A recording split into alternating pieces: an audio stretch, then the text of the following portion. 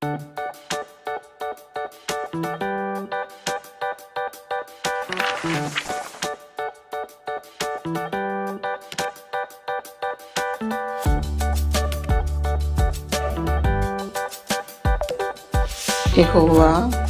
నీవే మా దేవుడవు.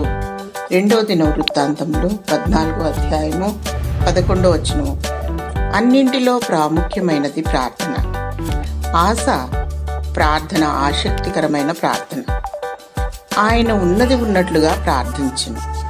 యెహోవా విస్తారమైన సైన్యము చేతిలో ఓడిపోకుండా బలము లేని వారికి సహాయము చేయుటకు నీకన్నా ఎవరూ లేరు.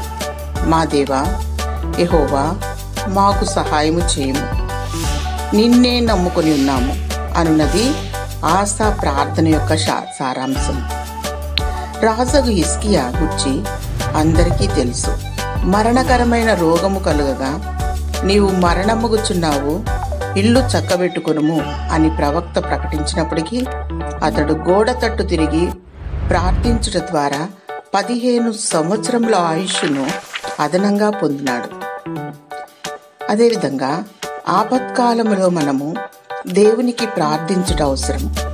ఎబ్బేజు తనకు బాధ కలిగిన సమయమున దేవునికి మొరపెట్టెను. నీవు నన్ను నిశ్చయముగా ఆశీర్వదించి నా సరిహద్దును విశాలపరచి నీ చెయ్యి నాకు తోడుగా ఉండ దయచేసి నాకు కీడు రాకుండా దాని నుండి నన్ను తప్పించుము. 1వ దినవృత్తాంతంలో 4:10. ఎబ్బేజు ప్రార్థనను దేవుడు ఆలకించాను. ప్రియులారా, ఈ ఉదయకాల సమయమున ఆశా వలె, హిజ్కియా వలె, ఎబ్బేజు వలె మన జీవితంలో ఎటువంటి పరిస్థితి అయినా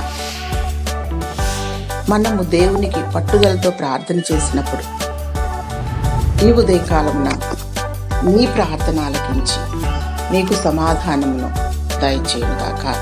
ఆమేన్.